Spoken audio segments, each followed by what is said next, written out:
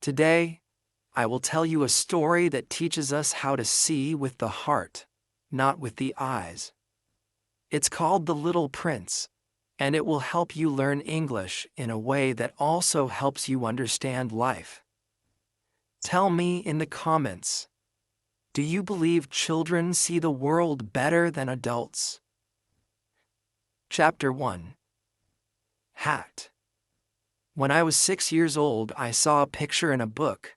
The picture was of a big snake. The snake ate a whole animal. The book said, "Snakes eat the animal and then sleep for 6 months." I looked at the picture. I thought it was very interesting. I liked to imagine life in the jungle. I wanted to draw something too. So, I made my first drawing.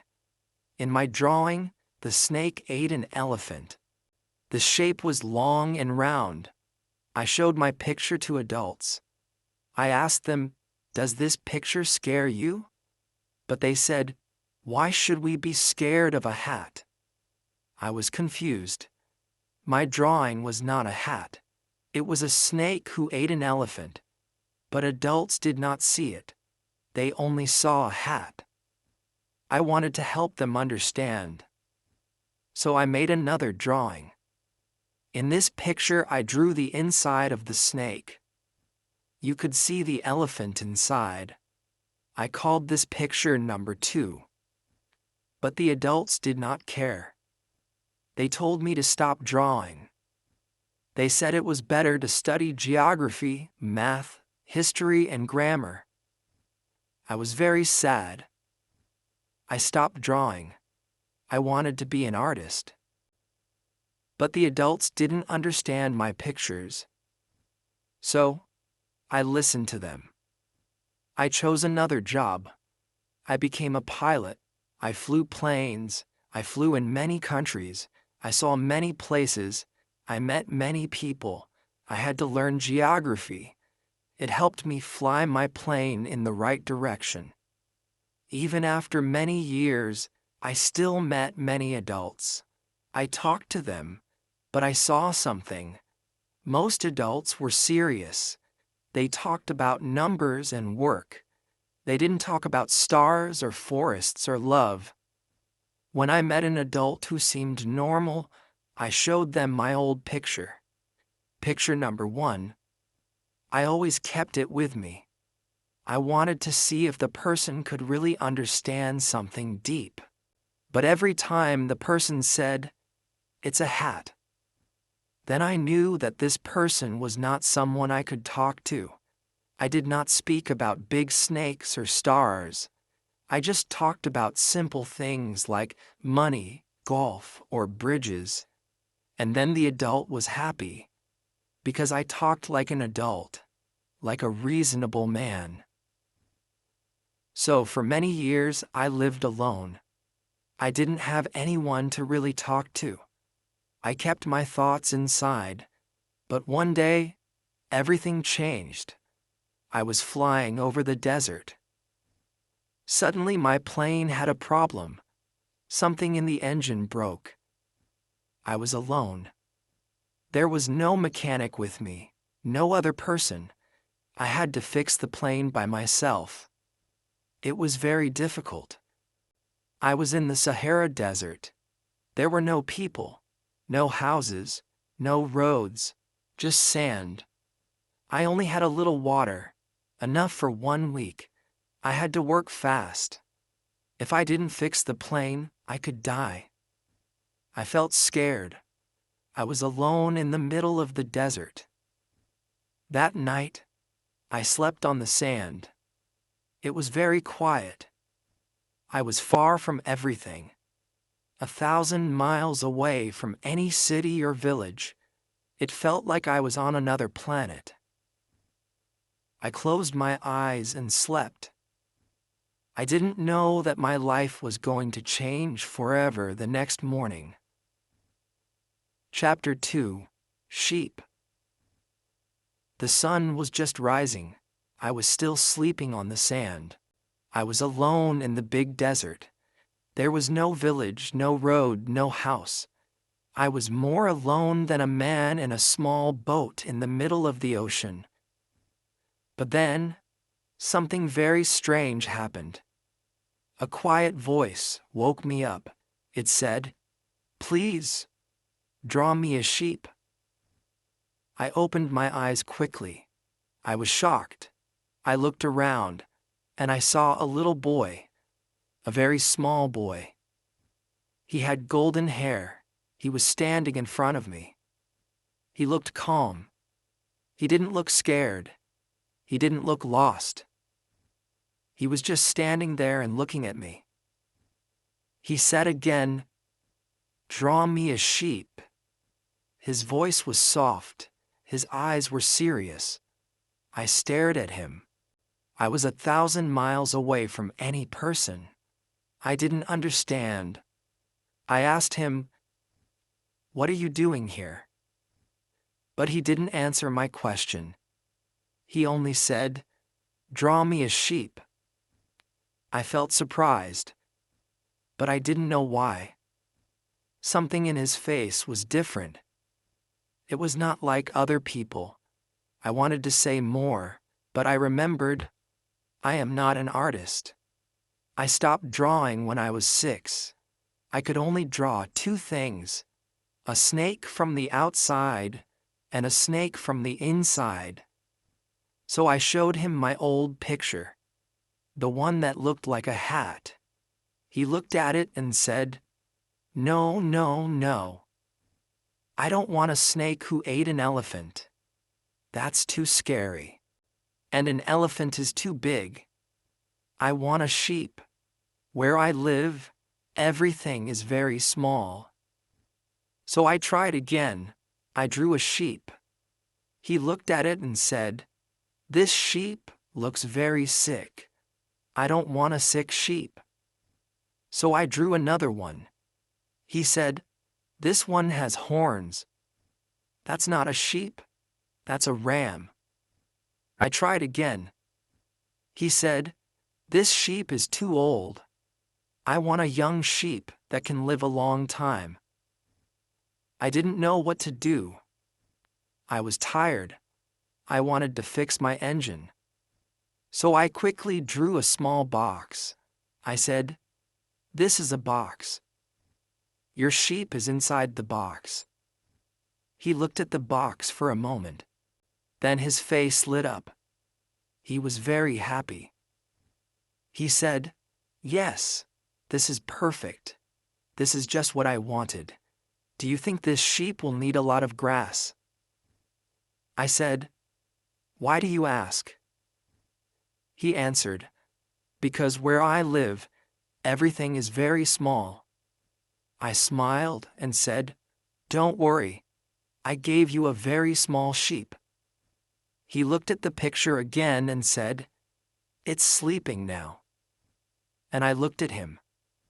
I didn't understand what was happening, but I knew this moment was special. I felt something warm in my heart. That is how I met the little prince. Chapter 3. Planet. I didn't know where the little prince came from, but I wanted to know. He didn't answer questions directly. He asked many questions, but he almost never answered mine. Still, little by little, I started to understand him. He said something one day that helped me learn more. He looked at my airplane and said, "What is this thing?" I told him, "It's not just a thing. It's my plane. It flies in the sky." I felt a little proud when I said that. He looked at me and asked, "Oh, you fell from the sky?"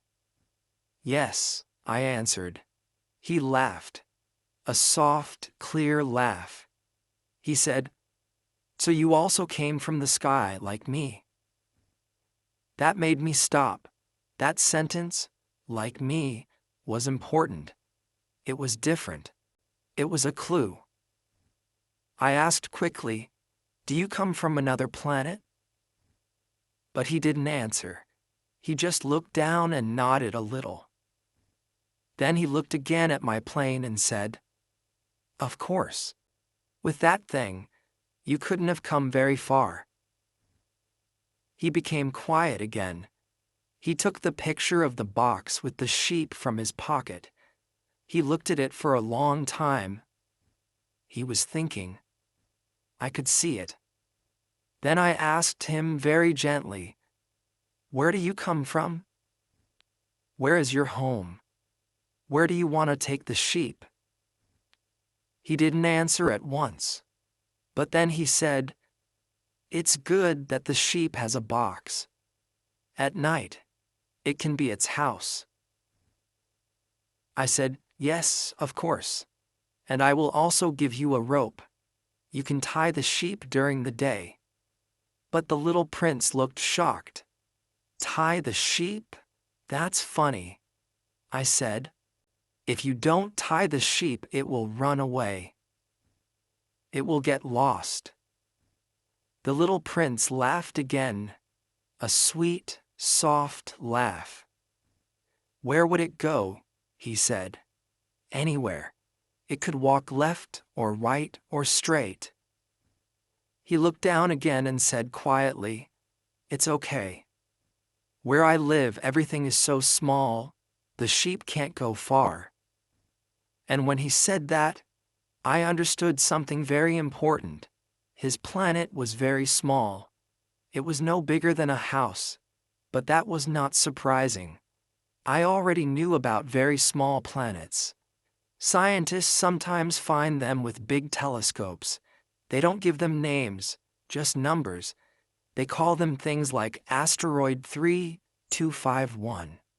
And now I was sure. The little prince came from one of those small planets. Maybe the one called asteroid B612. Chapter 4, Asteroid. I believe the little prince came from a small planet called asteroid B612. This planet was seen only once by a man with a telescope. It was a Turkish scientist. He saw it in the year 1909. He told other scientists about it at a big meeting, but no one believed him. Why? Because he wore Turkish clothes. He looked different. Adults are like that. They don't believe the truth if it doesn't look the way they want. Many years later, the same man spoke again. But this time, he wore European clothes. He looked normal. And now, everyone believed him. That is how adults think. It's strange, but it happens often. I'm telling you all this because adults love numbers. They don't care about feelings or beauty. When you tell them, "I met a friend," they ask, "How old is he? How many brothers does he have? How much does he weigh? How much money does his father make?" If you say, "He has a nice voice. He likes butterflies. He loves to laugh," they don't listen. They only care about numbers. They think numbers are more real than love or laughter.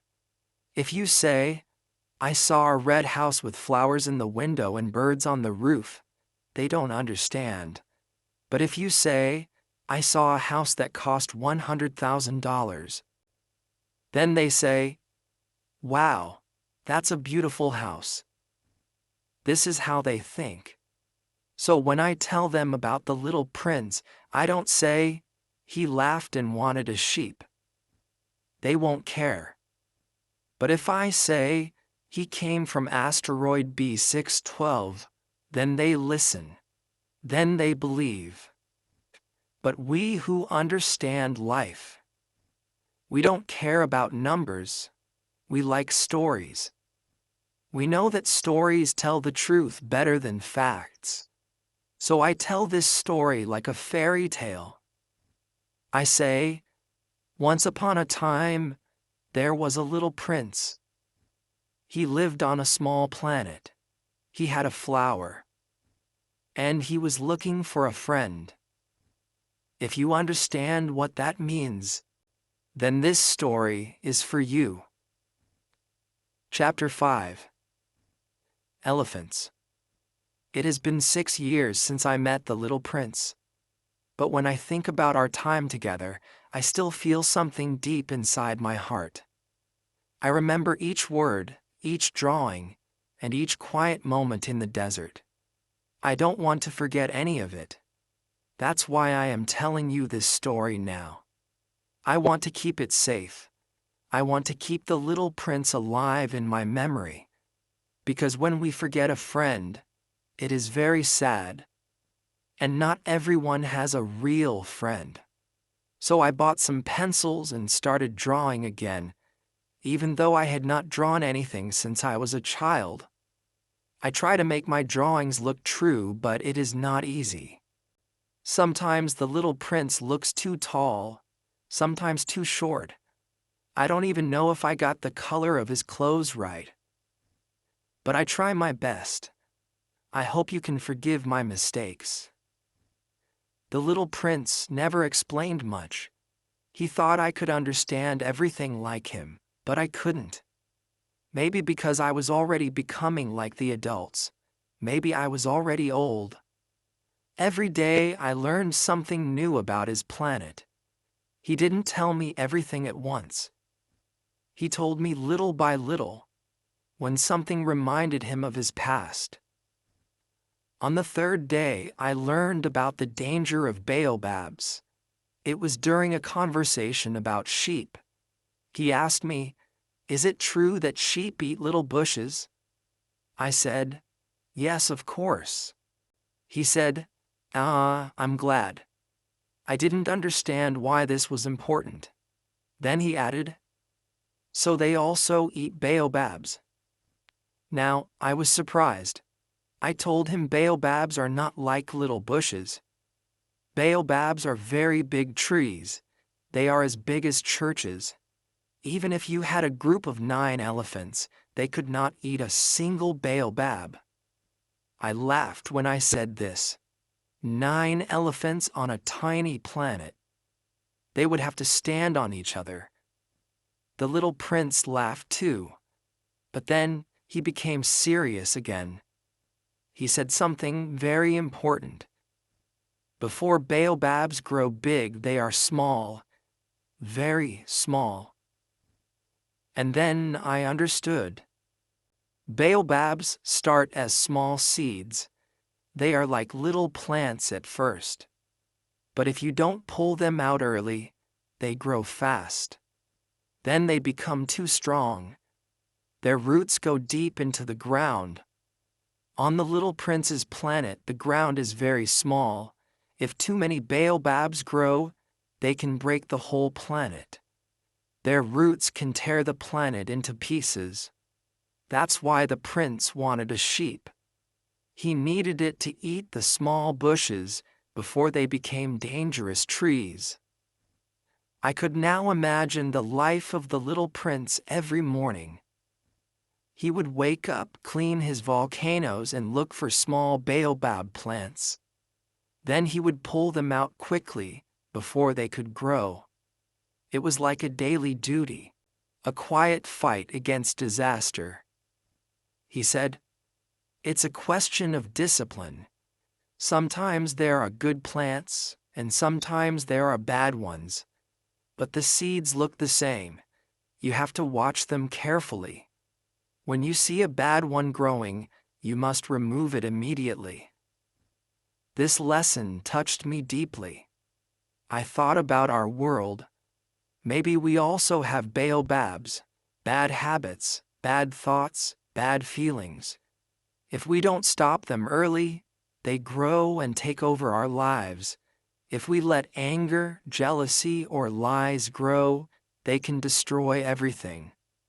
Just like the baobabs on the prince's planet.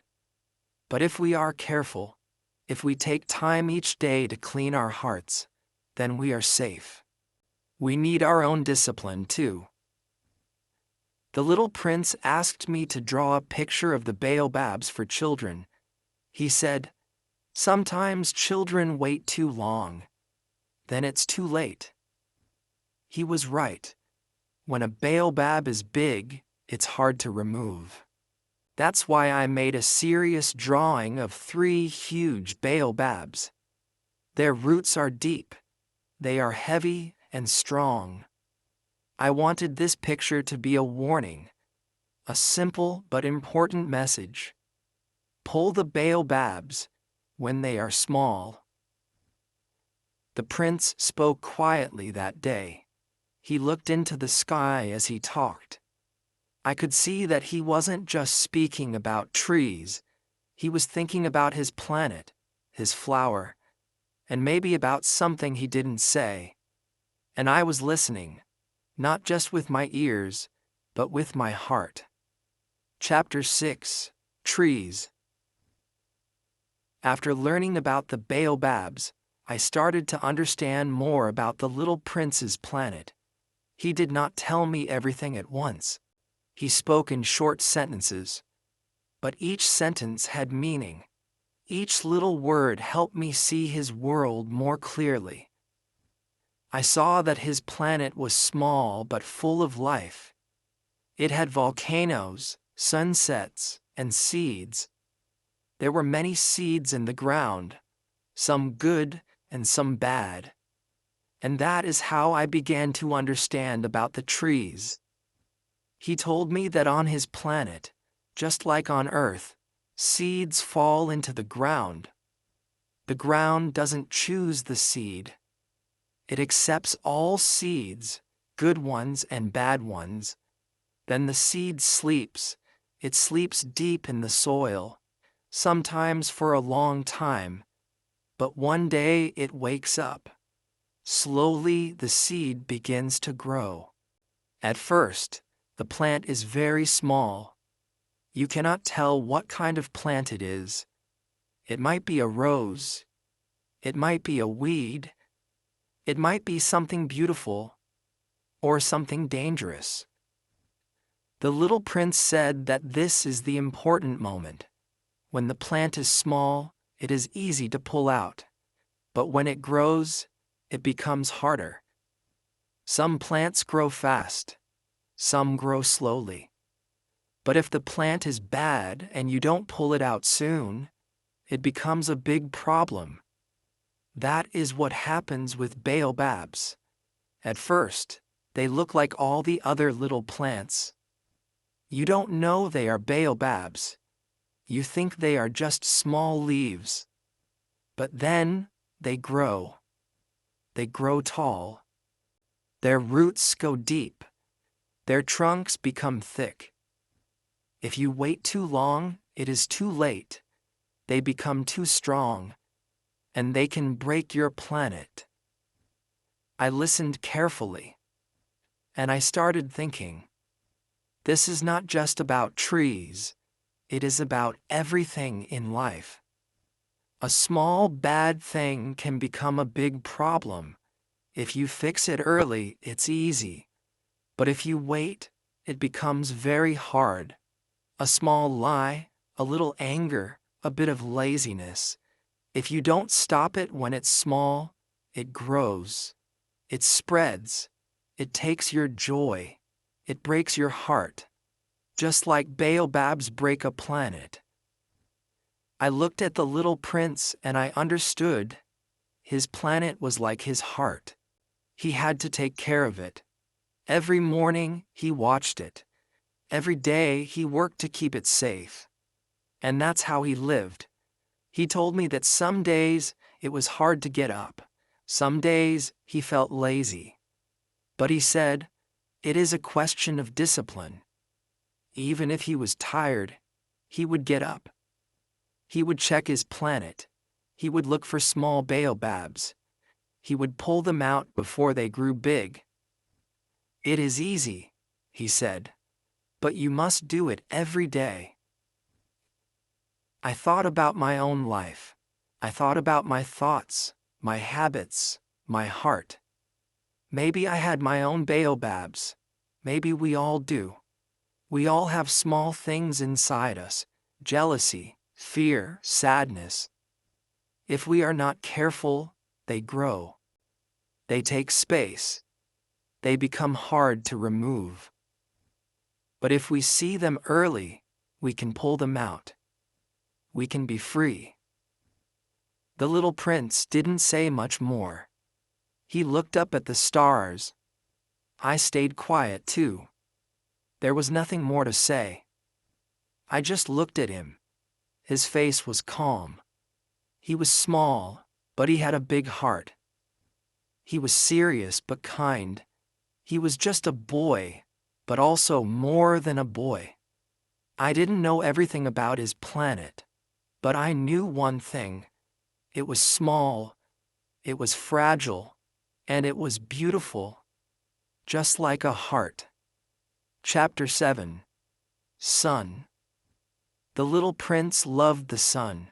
He told me this one morning while we were sitting in the sand. He said, "On my planet, I can see the sunset many times a day." I looked at him and smiled. He was not joking. He really meant it. He said, "All I have to do is move my chair a little. Then I can see the sun go down again."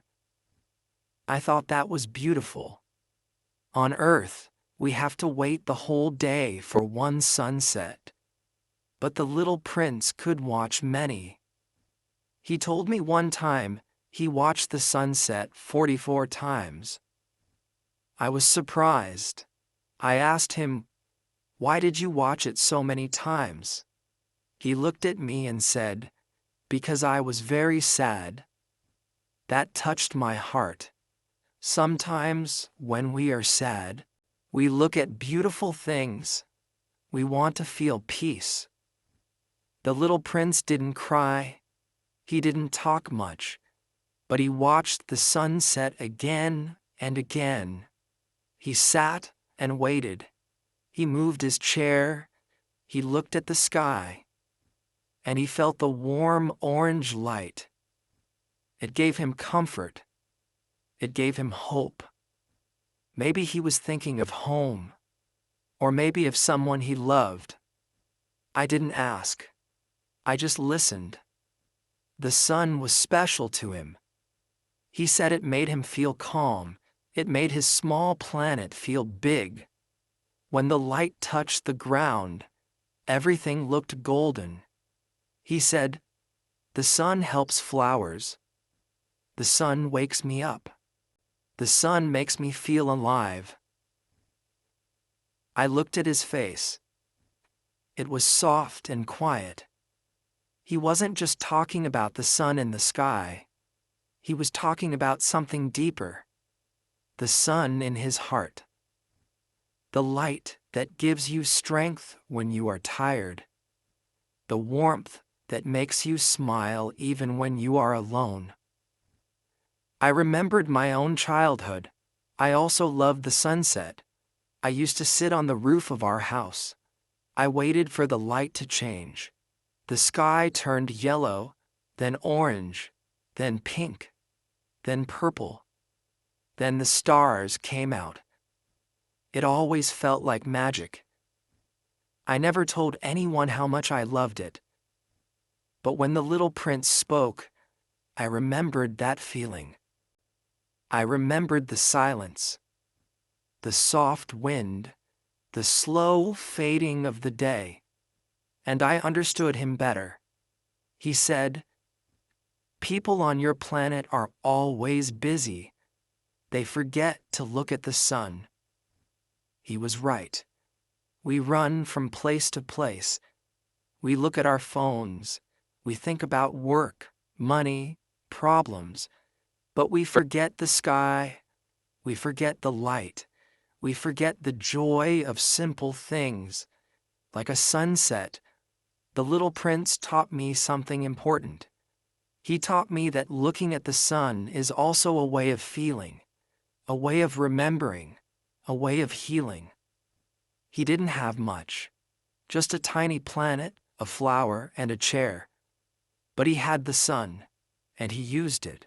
He watched it with love, with care, with heart. That day, in the desert, we both looked at the sunset. The sky was wide. The colors changed slowly. No words were needed. The little prince didn't speak. He just watched.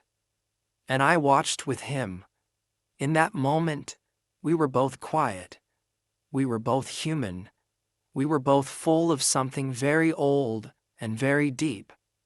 When the sun finally disappeared, he looked at me. He said, "The sun always goes down, but it also comes back." And I knew he was not just talking about the sun. Chapter 8. Flower. One day the little prince told me about a flower. His voice became soft when he spoke about her. His eyes looked far away as if he was back on his planet again. He said, "One morning, a new flower appeared. She came slowly. The seed had slept in the ground for a long time. Then one day it woke up. The flower grew inside a bud. She took her time. She wanted to be perfect. She prepared herself quietly. She chose her colors carefully. She wanted her petals to be just right. And finally, one morning, just as the sun rose, she opened. The little prince was amazed. She was beautiful. She was soft. She was full of color and light. He had never seen anything like her. All the other flowers on his planet were simple, but this one was different. She was proud. She was delicate.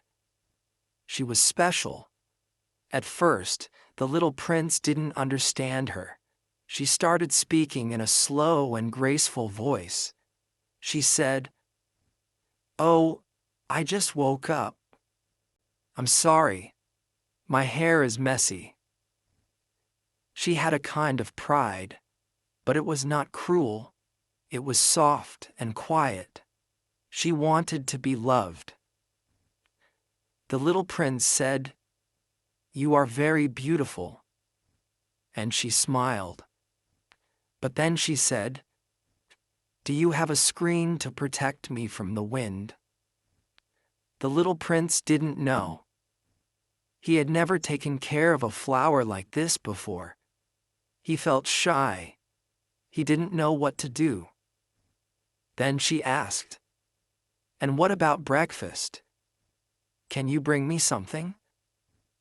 The little prince ran to get water. He tried his best.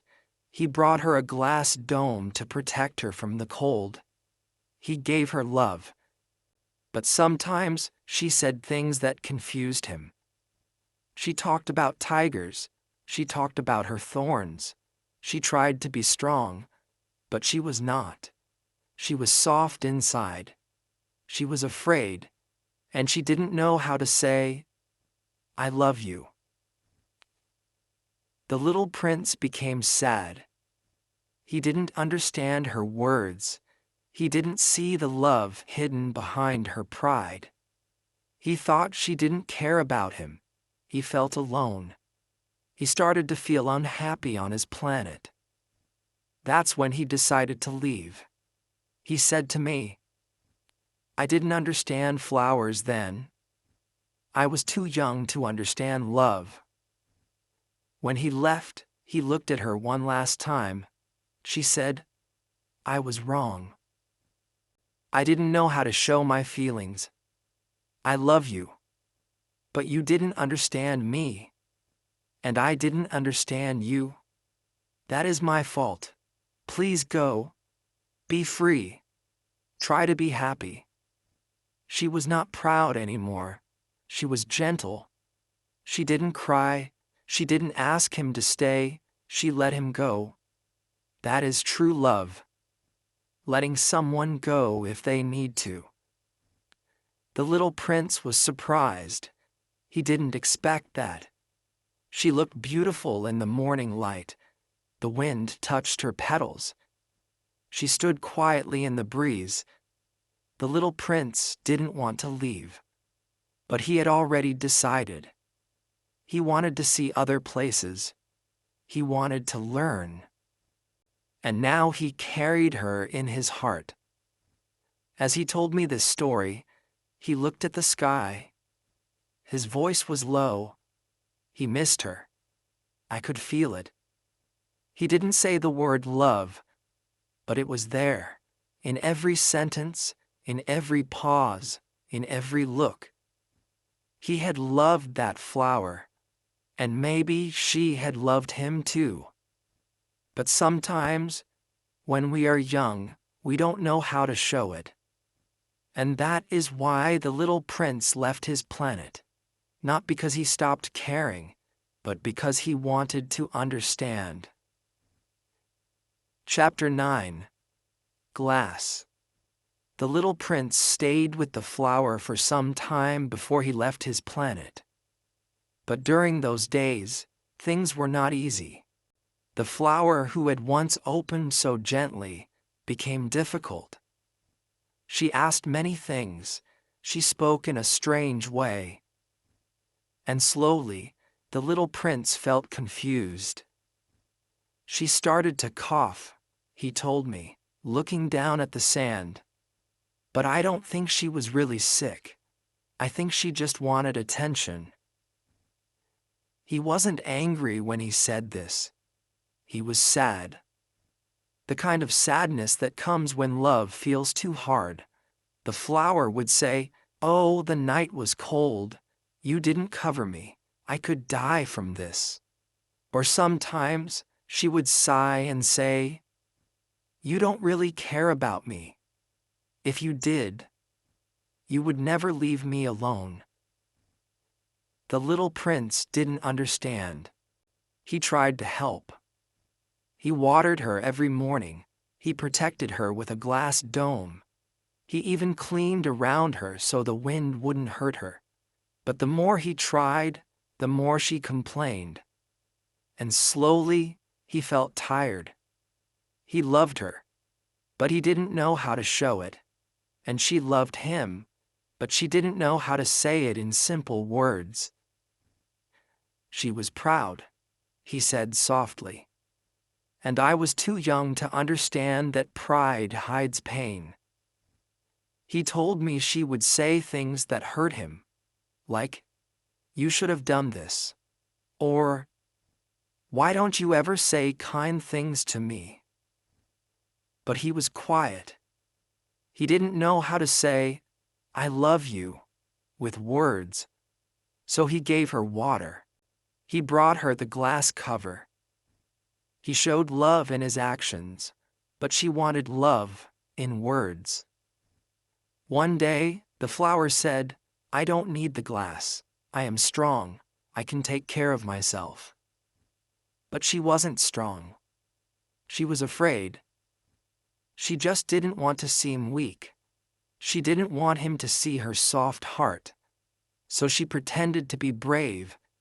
She said, "You can go if you want." And the little prince thought she meant it. So he decided to leave. He prepared everything. He cleaned his volcanoes. He pulled out the last baobab shoots. He put his planet in order. And then he looked at the flower. She was standing in the wind, looking at the sky. He said goodbye. She didn't move. Then she said, "I was wrong. I'm sorry. I want you to be happy. I love you." He was surprised. Her voice was different, soft, honest. She was not coughing anymore. She was not complaining. She was just quiet. He almost didn't leave, but something inside told him it was time. He had to go. He had to learn more. Maybe one day he could come back. He looked at her one last time. He wanted to remember her like this, calm, peaceful, standing in the sun. He put the glass dome over her gently, like a kiss. "She didn't want me to see her cry," he said. "Flowers are so mysterious." I said nothing. I just listened, because I understood. Sometimes we love people, but we don't know how to show it. Sometimes we wait too long to say, "I'm sorry," or "I care." And sometimes, when we finally say it, the person is already leaving. But the little prince didn't hate the flower. He carried her in his heart, even when he left, even as he traveled to other planets, even as he sat beside me in the desert, telling this story. She was still with him. Chapter 10. Volcanoes. Before the little prince left his planet, he did something important. He cleaned his volcanoes. He told me about it with care in his voice. I had 3 volcanoes on my planet, he said. 2 were active, 1 was not, but I cleaned all of them. He used a small rake. He cleaned around the top of each volcano. He made sure nothing blocked them. He said, "When volcanoes are clean, they burn gently. They don't explode." He smiled. "It's like brushing your teeth. If you do it every day, you stay healthy." I listened. I could see him. A small boy with golden hair standing on his tiny planet, cleaning his volcanoes with love. It was not a big job, but it was his job, and he did it with care. Even the volcano that didn't erupt, the sleeping one, he cleaned that too. He said, "You never know. Maybe one day it will wake up." That touched me. How many things in life do we leave because they are quiet, because they are silent? But the little prince didn't forget anything. He didn't say, "This one is useless." He said, "This one might wake up someday." And so he cared for it too. I thought about my own life. How many things I forgot to clean. Not just rooms or dishes, but friendships, promises, dreams. Some of them were quiet, like the 3rd volcano, sleeping, but still there, still waiting. The little prince understood something deep. He knew that love means care, even for small things, even for silent things. He didn't rush. He didn't skip steps. He cleaned each volcano with patience. He looked around his planet slowly. It was his home, and he wanted to leave it clean. Then he pulled out the last baobab shoots. Baobabs are bad plants. If you let them grow, they become huge. They break the planet. But when they are small, you can remove them easily. So the little prince checked his ground. He pulled each one carefully. He said, "Sometimes, bad things grow quietly. If you wait too long, they get too big. Then it's hard to stop them." He looked serious when he said this. I thought of bad habits, angry thoughts, sadness. All these things are like baobabs. If you don't watch them, they grow. If you don't act early, they take over. The little prince knew this. And that's why he checked every day. Cleaning his volcanoes, pulling the baobabs, saying goodbye to his flower. He told me, "It was a peaceful morning. I did everything I always do." But I knew, this time, I would not come back soon. He didn't cry. He didn't rush. He just did what he always did. That was his way of saying goodbye. With action. With love. I asked him, "Was it hard to leave?" He looked at me for a moment. Then he said, "Yes. But I wanted to understand things. I had to go." That's when I realized, sometimes we leave home, not because we stop loving it, but because we want to understand it better. We go far so we can see what it really means to us. And when we come back, we love it more. That morning, before he left, the little prince gave one last look at his planet. It was small. It had a flower, 3 volcanoes, and some stars above. But for him, it was the whole world. Then he stepped into the wind and left. Chapter 11. King. After the little prince left his own planet, he began to visit other planets.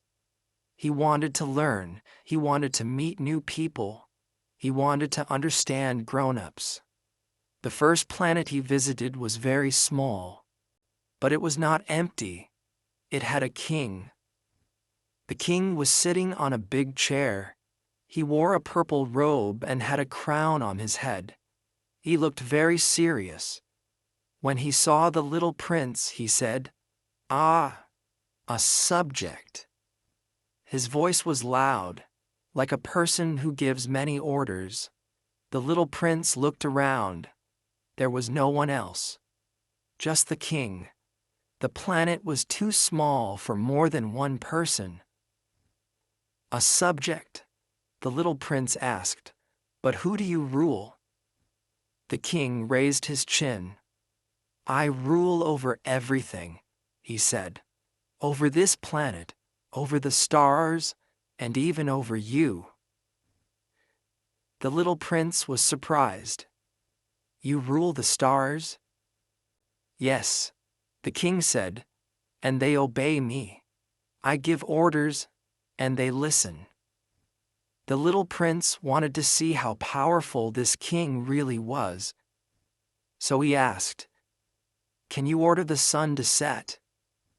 The king looked confused. Then he answered carefully, "Yes, of course. But I must wait for the right time. I only give orders that make sense. I order the sun to set at sunset." The little prince laughed. "That's not a real order then." But the king didn't laugh. He was serious. He believed he had great power. But really he had no one to rule. He just liked giving orders. Then the king said, "Stay with me. I will make you a minister." "A minister of what?" asked the little prince. "Of justice," the king said proudly. "But there is no one here," the little prince replied. "Then judge yourself," the king said. "That is the hardest task. Judging others is easy, but judging yourself is real wisdom." The little prince thought for a moment. That was actually a good idea. It is true. We are often hard on others, but we don't always see our own mistakes. Then the little prince asked, "May I go now?" The king didn't want him to leave. "I order you to stay," he said. But the little prince had already made up his mind. He didn't want to live on that planet. There was no one to talk to, no one to help. Just a lonely man giving orders to the stars. So the king thought quickly. "If you must go, then I order you to go," he said. "Yes, I order it now, as your king." The little prince smiled kindly. He knew the king just didn't want to be alone. As the little prince left, he thought about what he had learned. Some grown-ups love power. They want to feel important. They give orders, even when no one listens. They wear crowns and sit on chairs and speak with big voices, but inside, they are just lonely. The little prince felt a little sad. "Grown-ups are strange," he whispered. But he was also curious. He wanted to visit the next planet. Maybe he would meet someone different. Maybe he would understand the grown-up world more. And so, the journey continued. Chapter 12. Mouse. After the little prince left the planet of the lonely king, he visited another tiny planet. This one was quiet, almost too quiet. At first he thought it was empty, but soon he saw something small and fast, a little gray mouse. It stood on a rock, staring at him with tiny black eyes. "Hello," said the little prince politely. The mouse jumped. "Who are you?" it asked in a thin, soft voice. "I am the little prince. I'm traveling to learn things," he said. "Oh," said the mouse, slowly coming closer. "Nobody visits my planet. I've been alone for a very long time." The little prince sat down on the soft dirt. "You live here all alone?" "Yes," said the mouse, "just me. There used to be two of us, but one day he disappeared. Maybe he went to look for cheese somewhere better, or maybe he got tired of me." The little prince looked gently at the mouse. "I'm sorry. That must feel lonely." The mouse nodded. "Yes. At first I didn't mind. I had peace. I had time to think. But after many days I forgot how to talk to others. I forgot how to listen. I started talking only to myself. Sometimes I talk to the wind or the stars, but they don't answer." The little prince felt something soft in his heart. He knew that kind of silence. Even though he had a flower, even though he had volcanoes, he too had felt alone on his planet. The mouse asked shyly, "Would you talk to me for a while? Just until the stars come out?" "Of course," said the little prince, and they began to talk. They talked about many things, about planets, about flowers, about crumbs and cheese. The mouse asked many questions. "Do you miss your flower? Do you think stars can hear us? Why do people leave?" The little prince answered simply, "Yes. Maybe. I don't know." Then the mouse asked, "Are you afraid to be alone?" The little prince thought for a moment. "Not really. But sometimes, yes. When the stars are quiet, I feel very small." The mouse looked at the sky. "That's why I talk. I talk so the sky feels less big." That made the little prince smile. He understood. Sometimes we don't talk to get answers. We talk just to feel alive. He stayed with the mouse for a while. They shared a piece of bread the prince had in his pocket. They watched the stars come out slowly, one by one. Before he left, the mouse gave the little prince a tiny gift. A small round seed. "It's a quiet seed," said the mouse. "Plant it somewhere on your journey. Maybe it will grow. Maybe it won't. But it will not forget that you came." The little prince put the seed in his pocket. He said goodbye to the mouse. The mouse waved with its tiny paw. "Thank you for talking," it said. "Sometimes words are the best food." The little prince flew off to the next planet, the wind behind him. But he felt something new inside, a kind of peace. Talking to the mouse had reminded him that even small voices matter. Even tiny lives are full of meaning. And deep in his heart, he understood something important.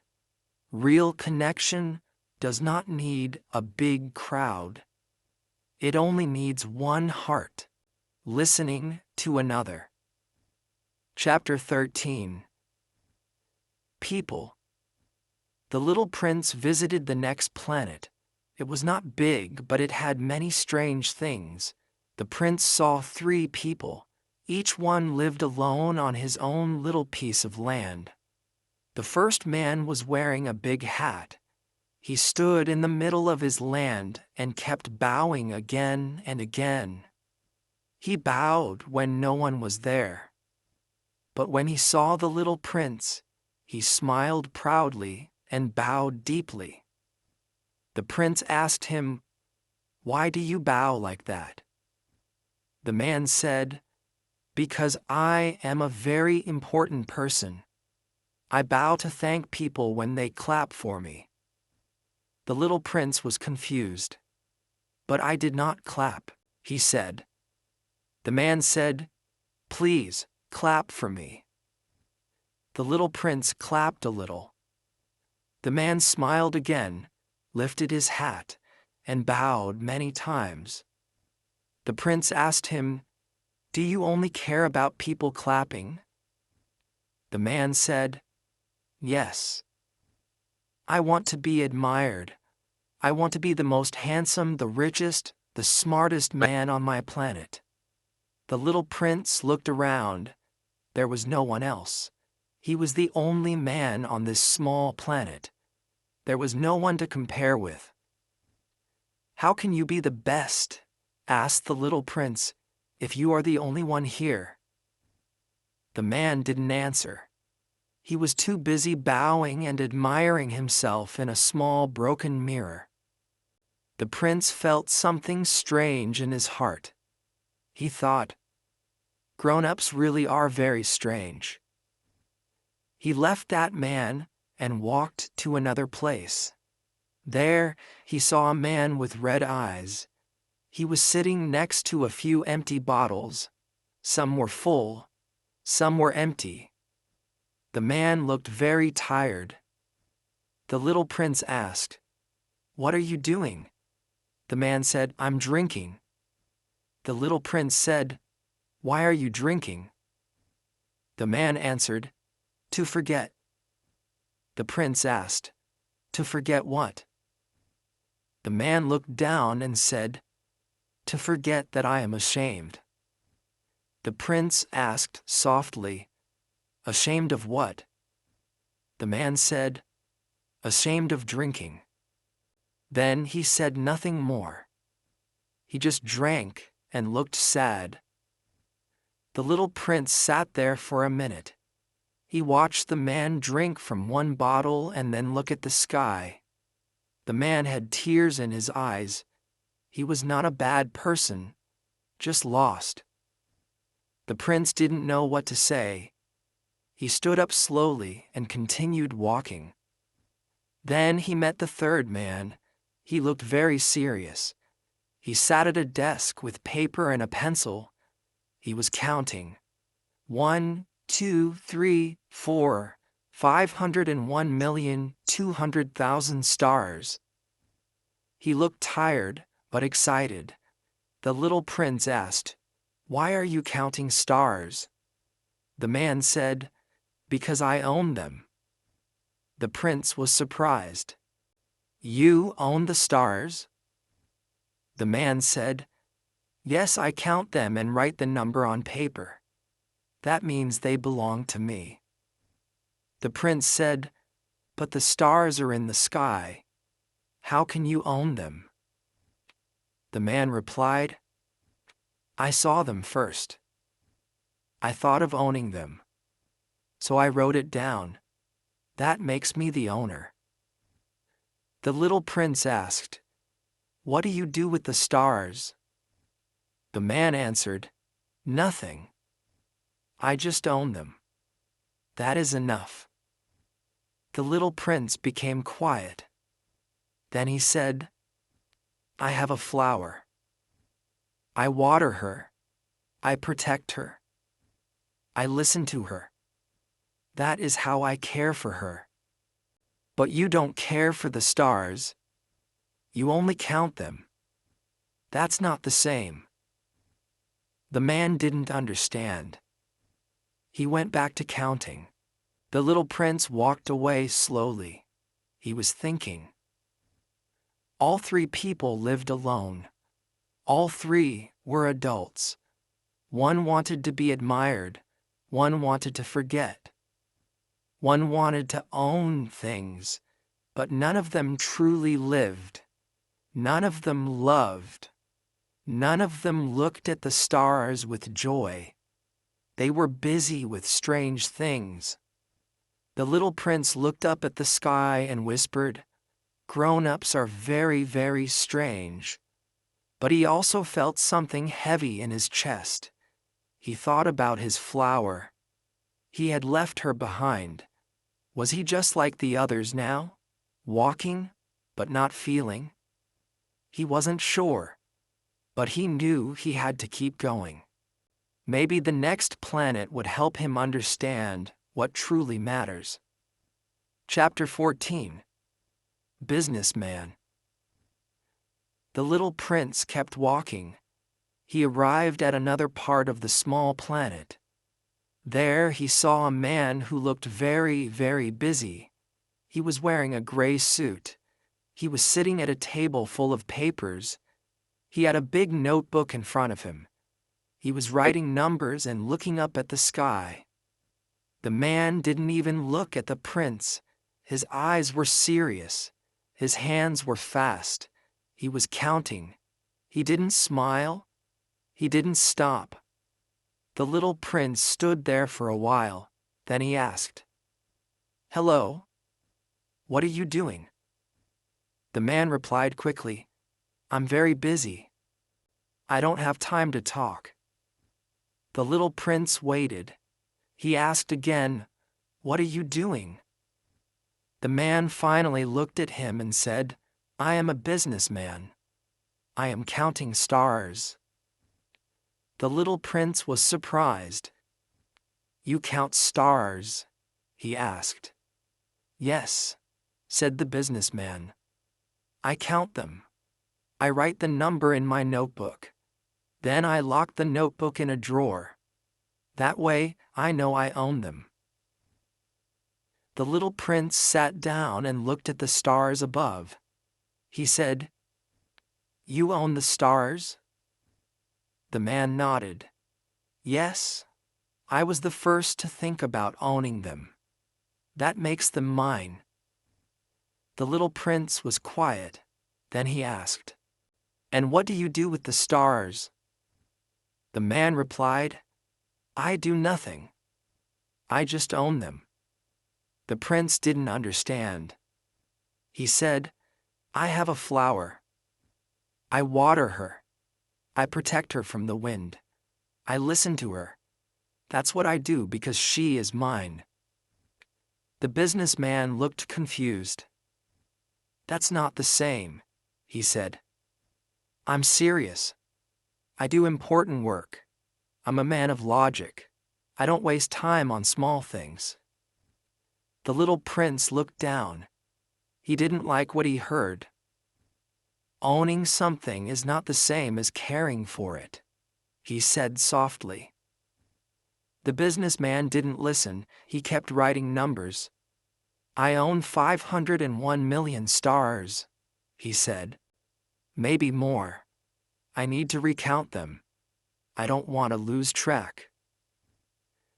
The prince watched him. The man seemed tired.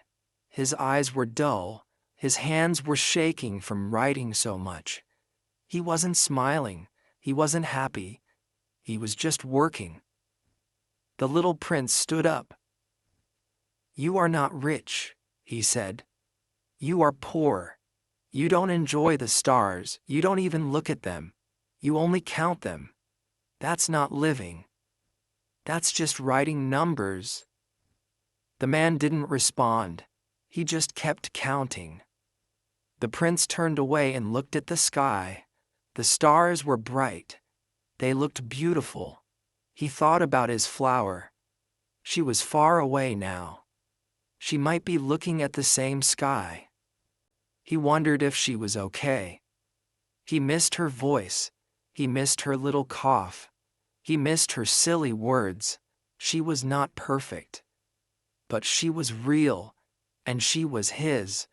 The businessman had stars, but he didn't know them. He didn't touch them. He didn't love them. The little prince had a flower, and he missed her. He knew now that caring was more important than owning. That love was not about control. It was about giving time, giving attention, giving part of your heart. The little prince felt something warm and sad inside his chest. He said, "Goodbye," to the businessman. But the man didn't hear him. He was still counting. The prince looked at the stars one last time before leaving. They were free, they were shining, and they belonged to no one. Or maybe they belonged to the people who looked at them with love. Chapter 15. Lamp. The little prince walked on. He felt quiet inside.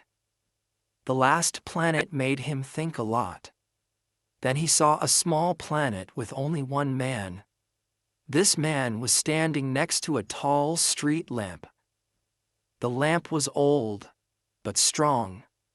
The man had a long coat and a hat. He held a stick in his hand. The little prince watched him. Every minute, the man would turn on the lamp. Then, 1 minute later, he would turn it off. Then on. Then off, again and again. The prince was confused, but also curious. "Good morning," said the little prince. "Why do you keep turning the lamp on and off?" The man stopped for a second. He looked kind, but tired. "It is the order," he said. "Long ago, the rule was to turn on the lamp when night comes and turn it off when day comes. It was easy then. One turn in the morning, one turn in the evening. But now, the planet spins faster and faster. So day and night come every minute, and I must turn the lamp on and off, again and again." The little prince was surprised. "That sounds hard," he said. The man nodded. "It is, but I must follow the rule." The little prince sat down and watched. The man moved with care. He didn't complain. He didn't rest. He just worked. He turned the lamp on. Then he turned it off. He never stopped. His face was serious, but his eyes were kind. He was different from the king, different from the businessman. He didn't want power. He didn't want numbers. He just wanted to do his job well. "I like this man," thought the little prince. "He is the only one I met who does something for others." The light from the lamp helped no one else, but the man still kept his promise. Even when it was hard, even when he was tired. The prince saw something beautiful in this man, the beauty of keeping your word, the beauty of simple work done with heart. After a while, the little prince asked, "Why don't you rest?" The man smiled. "Because I have no time," he said. "The planet turns too fast. I must keep working." The prince thought for a moment. Then he said, "Maybe you can walk very slowly. Then you can stay in the sunlight. You won't need to light the lamp." The man laughed a little. "That is smart," he said. "But I don't have the strength. I am too tired now." The prince felt sad. He wanted to help, but he didn't know how. Before leaving, the little prince said, "Your work is simple, but you are the best grown-up I have met so far. You care. You do your job even when it's not easy. That is special." The man smiled again. He turned the lamp on one more time. "Thank you, little one," he said. "Safe travels." The little prince walked away slowly. The light behind him flickered on, then off again. He thought about what he just saw. The man didn't talk much. He didn't dream big dreams. But he did something small, with great love. That made him great. As the little prince looked up at the stars, he thought, maybe doing one thing with love is better than having everything and doing nothing.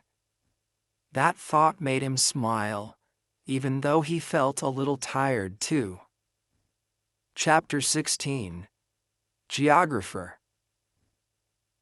The little prince came to another planet. It was bigger than the last ones. There was a man sitting at a high desk. He wore glasses and looked very serious. Books were stacked around him, big books with thick covers. The man did not look up at first. He was busy writing something in a notebook. The little prince stood quietly, then softly said, "Good morning." The man looked up and nodded. "Good morning," said the man. "Are you a traveler?" The little prince smiled. "Yes," he said. "What do you do here?" The man sat up straight. "I am a geographer," he said. "I study places. I write about rivers, mountains, oceans, and cities." The prince's eyes lit up. "That sounds exciting. You must travel a lot and see many things." But the geographer shook his head. "No," he said. "I don't travel. I stay here. I wait for explorers. They go out and see the world. Then they come back and tell me. I write it all down." The little prince was quiet. He didn't understand. "So, you never see the rivers or the mountains yourself?" The geographer shook his head again. "Number? That's not my job. I only write. I need to be exact. I don't have time to explore." The prince thought about that. It sounded strange. How could someone write about the world without touching it? The prince walked slowly around the room. He looked at the books. So many maps, so many lines, but no feeling, no warmth. "Do you write about flowers?" he asked. The geographer looked surprised. "No," he said. "Flowers don't last. They are not important. They disappear too quickly." The little prince looked down. His heart became heavy. "My flower is important," he whispered. "She may disappear, but she matters."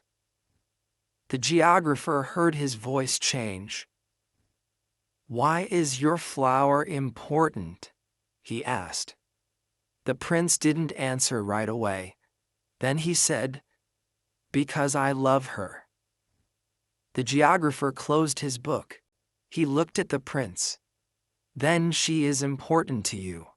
But I only write about things that last forever. I write facts." The little prince walked to the window. He looked out into the stars. "So you only write about things that don't change?" he asked. The geographer nodded. "Yes. Mountains, oceans, deserts. Not flowers, not people." The prince felt something soft break inside him. The world of grown-ups felt colder on this planet. There was knowledge here, but not heart. He turned back to the man. "Can you tell me where to go next?" The geographer opened a map and pointed. "Go to Earth," he said. "It's a large planet. Very interesting." The prince nodded. "Thank you." He was already thinking about his flower. She was alone. She was not in any book, but she was in his heart. As he flew away, he thought, books are useful, but they don't tell you everything. They can't tell you if someone is kind. They can't tell you if a flower laughs or cries. Only your heart can know that. The stars above him looked like pages in a book, but brighter and alive. The prince decided that even if the flower was not in any book, he would keep her in his memory. That would be his story. Chapter 19, Fox. The little prince walked away from the rose garden. His heart was still sad. His steps were slow. He did not know what to do. He did not know what to believe. He felt lost. He walked through the trees. He listened to the wind. Then, he heard a voice, a small, soft voice. It said, "Good morning." The prince looked around. He saw something orange hiding in the grass. It was a fox. The fox had kind eyes and a calm face. The prince smiled. "Good morning," he said. "Who are you?" "I am a fox," said the animal. "Will you play with me?" the prince asked. "I'm so sad." "I cannot play with you," said the fox. "I am not tamed." The prince was confused. What does that mean, tamed? The fox looked at him. It means to create ties, to need each other, to become special to each other. The little prince thought for a moment. "I'm not sure I understand," he said. "Explain it to me." The fox sat down. His voice was gentle. "Right now you are just a little boy to me, like 100,000 other little boys. I do not need you, and you do not need me. But if you take me, then we will need each other. You will be special to me. I will be special to you." The little prince listened carefully. "I think I understand," he said slowly. "There was a flower. She was special to me." The fox smiled. "Yes," he said. "That is how it starts." The prince asked, "How do I tame you?" The fox said, "You must be patient. Sit down, far from me. Don't speak. I will watch you with the corner of my eye. Each day, sit a little closer." The little prince visited the fox every day. He sat close. He smiled. He said kind words. The fox started to wait for him. His heart was happy when he saw the prince. He knew the prince's footsteps. The sound was music to him. He felt joy when the little prince came. He felt sadness when he left. One day, the fox looked at the little prince. "I must go now," said the boy. The fox was quiet. Then he said, "I will cry." The prince felt sorry. "It is your fault," said the fox gently. "You tamed me." The little prince looked down. "But you wanted me to." "Yes," said the fox, "and I am happy, even if I cry." The wind moved through the grass. The sky was soft. The fox said, "Here is my secret. It is very simple. You can only see clearly with your heart. What is important is invisible to the eyes." The prince repeated the words, slowly, carefully. "What is important is invisible to the eyes." The fox said, "You are responsible forever for what you have tamed. You are responsible for your rose." The prince thought about the rose garden. He thought about his flower. She was the only one he had tamed. She was his rose. She was not just a rose. She was his rose. The little prince hugged the fox. Then he said goodbye. He walked away. His heart felt heavy, but also full. He had learned something true, something deep. The wind felt different now. The stars above looked softer. He was still sad, but also stronger. Chapter 20. Secret. The little prince walked quietly. His steps were slow, his heart was full of thoughts. The wind touched his face. The fox's words stayed in his mind. You are responsible for your rose. You can only see clearly with your heart. These words were like light in a dark room. They made him feel something deep, something hard to explain. He stopped and looked up at the sky. The clouds were soft, the sun was gentle. The world felt big, but the prince didn't feel small anymore. He felt connected to the fox, to the rose, to something more. He didn't know what to call it, but it was there. A feeling like love, a feeling like truth. He sat down under a tree and closed his eyes. He remembered the fox's face.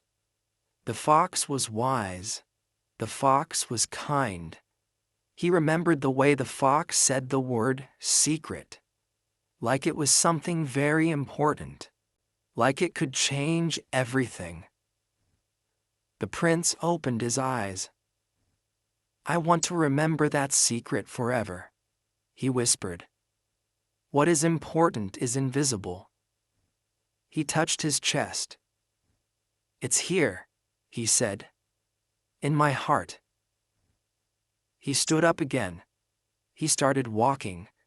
The grass moved around his feet. The sun followed him. He walked for a long time. Then he saw something in the distance. It was a railway track. He stood near it. He saw the lines go far, far away. He thought about people, always moving, always rushing. The prince thought about what the fox said. People forget the truth, he said softly. But I will not forget. He smiled to himself. I will remember my rose. I will remember my friend. And then something wonderful happened. The prince felt a soft warmth in his heart, like a flame, a little light. It didn't come from outside, it came from inside him. It was the secret. It was now part of him. The secret said, "You are responsible for what you love." The prince stopped walking. That's it, he said. That's the meaning, that's why the fox gave me this secret. He sat down again and whispered to the wind, even if I am far from my rose, I still care for her. Even if I am on another planet, I am still her friend. His voice was gentle. This is what love means. He looked at the sky. Maybe I was too young to understand my flower, he said. But now I know. She was not just a flower, she was my flower. The prince felt the secret grow stronger inside him. He was not just a traveler now. He was someone who had tamed, someone who had loved, and someone who would never forget. The sun began to set. The light turned golden. The wind was quiet. The prince closed his eyes. He felt peace. Chapter 21. Trains. The little prince kept walking. His heart was full of the fox's secret. He held it gently, like a gift that cannot break, but still must be protected. He was thinking about love. about being responsible for someone, and about the things that cannot be seen with the eyes. As he walked across the earth, he heard a loud sound in the distance. It was a train. The tracks were shaking. The air moved fast. The noise came closer and closer. Then the train passed. So many cars, so many windows, but not many faces inside. Just a blur of people rushing. The prince stood and watched. He looked at the train until it disappeared. He looked left. Another train came from the other direction. It was just as fast, just as loud, and it also disappeared quickly. Then a third train came, and again it rushed by like wind. The little prince was quiet. He did not understand. Why do these trains move so fast? Why are people always going somewhere else? He saw a man standing by the station. The man looked tired. His suitcase was heavy. The little prince walked up to him and asked, "Where are they going?" The man looked at him and said, "They don't know." Then the man walked away without saying more. The little prince stood there thinking, people are always running, always searching, always leaving, but they don't know why. That made the prince feel a little sad. He thought of the fox and the rose and the joy of knowing something truly matters. The people in the train seemed not to know that feeling. Children ran nearby, laughing. They were not going anywhere. They were just playing. They had no suitcases, no watches, no tickets. But their eyes were full of joy. The little prince smiled. He sat down and watched the children play. One boy had a toy train. He was not in a hurry. He made it go in circles, forward and back, and he laughed every time. The prince thought, "This is different. This train has a reason. It brings happiness." The little prince understood something new. Grown-ups make trains, build tracks, sell tickets. They spend time and money. But sometimes they forget why they move. They forget what they are looking for.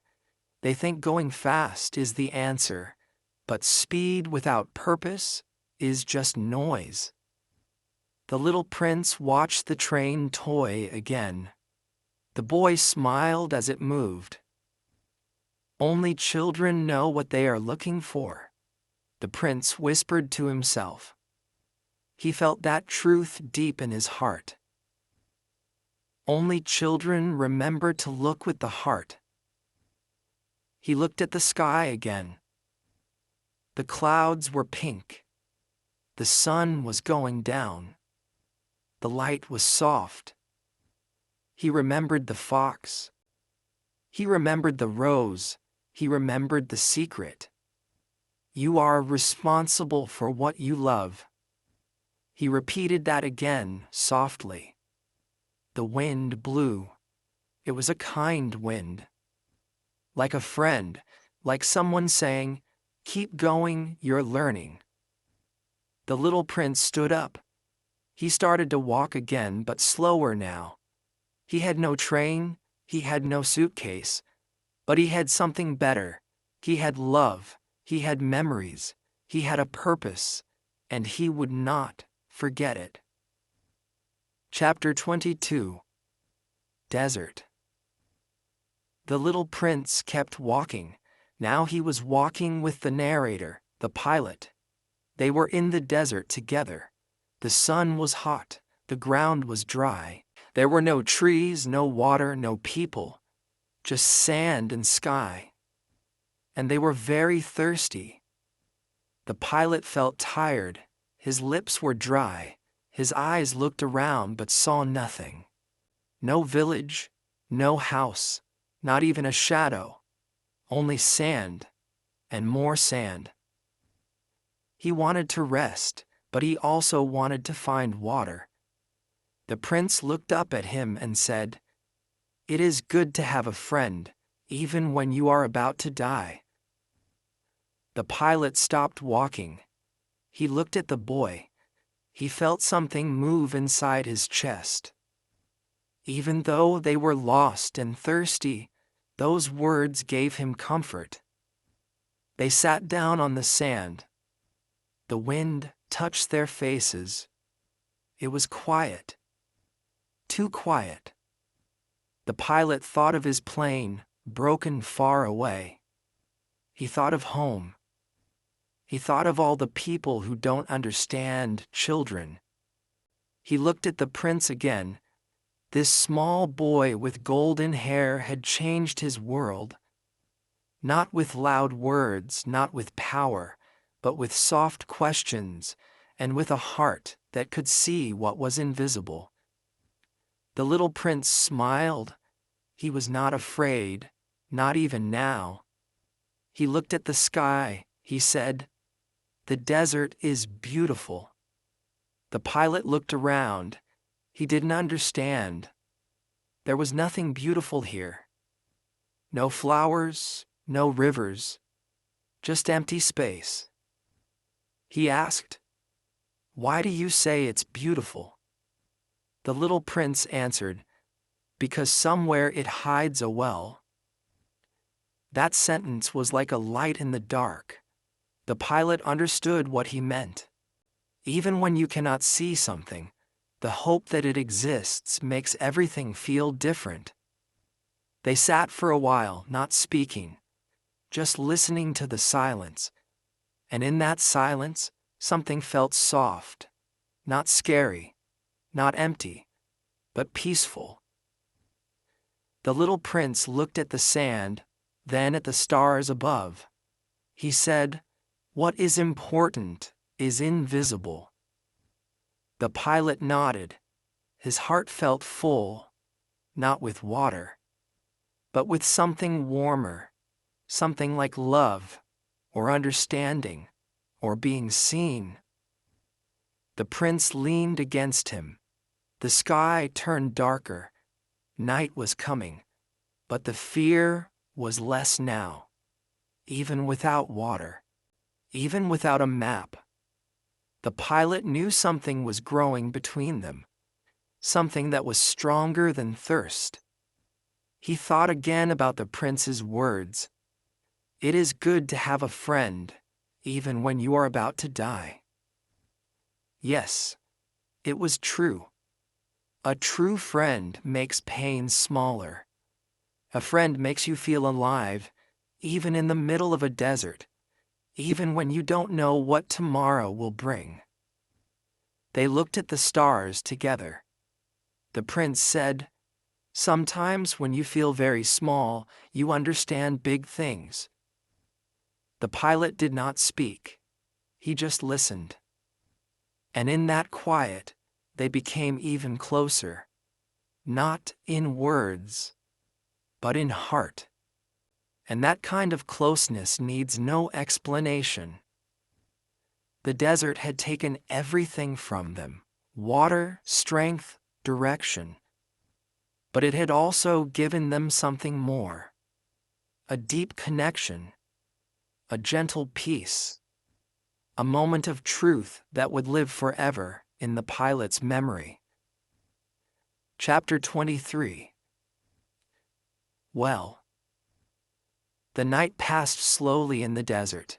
The stars moved across the sky like silent friends. The little prince slept quietly near the pilot. The air was cool now, and the world was quiet. The pilot looked at the boy's face in the moonlight. It was peaceful, like a child dreaming of something kind.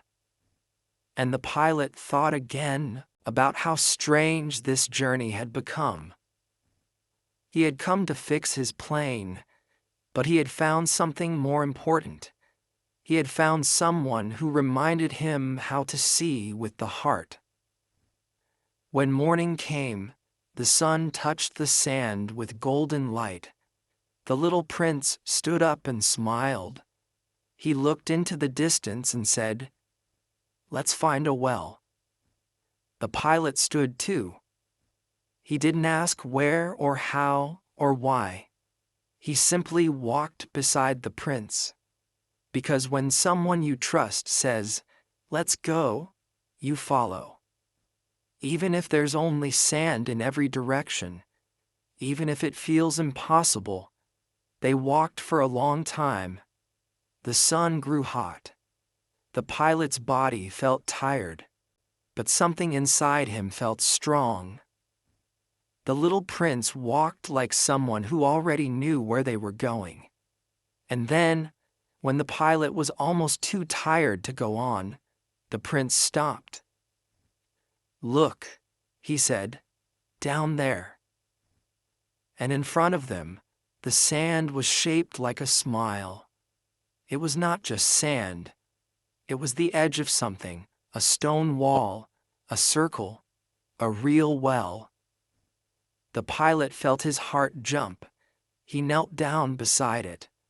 The well was old but beautiful. It had a rope and a wooden wheel. There was a bucket too, the kind of well you read about in stories. He pulled the rope. The wheel turned slowly. It made a soft sound. It was like music after silence. The bucket rose, heavy with water. The little prince watched with wide eyes. The pilot gave him the bucket. The prince drank. He drank with his eyes closed, slowly, like it was the best thing in the world. And then he gave the bucket to the pilot. The water was cool. But it was more than that. It tasted like walking in the desert, like silence, like stars. It tasted like hope. And the pilot realized something. This water was special, not because of the well, but because of the journey. Because they had walked and waited and hoped. That made the water sweeter than anything else. The little prince said, "People forget this. They look at things fast. They don't see the secret inside. But when you work for something, when you wait and walk and hope, it becomes beautiful." The pilot nodded. He looked at the water again. It really was beautiful. They sat beside the well.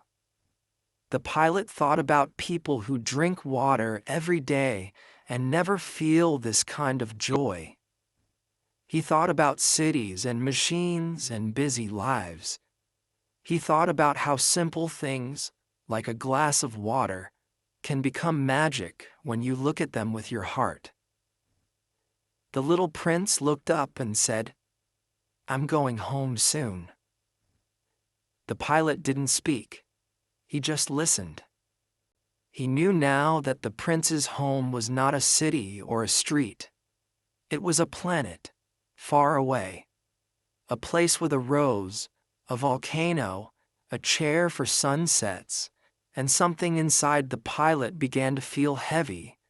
But the prince smiled. "Don't be sad," he said.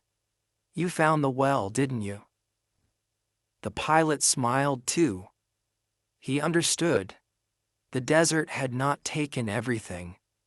It had given him something more. Chapter 24. Water. They sat quietly beside the well. The sun was high now, but it didn't feel hot. The little prince smiled and looked at the bucket. He touched the wood gently, as if it was something very precious. The pilot looked at him and felt something in his heart. It was a strange feeling. It was love. Not the kind of love you read in stories, not the kind that is loud and full of drama, but the quiet kind. The kind you feel when someone changes the way you see the world. The little prince said, "People on earth grow thousands of roses in one garden. but they do not find what they are looking for. The pilot listened. And yet, the prince continued, what they are looking for could be found in a single rose or a little water. He picked up the bucket again and looked inside. But people don't see, he said. They look with their eyes, but not with their hearts. The pilot said nothing. He understood now. He thought of all the things people chase: big houses, expensive cars, important jobs, so much noise, so much running, but very little feeling, very little quiet, very little heart. He remembered something the prince said before. What is important is invisible to the eyes.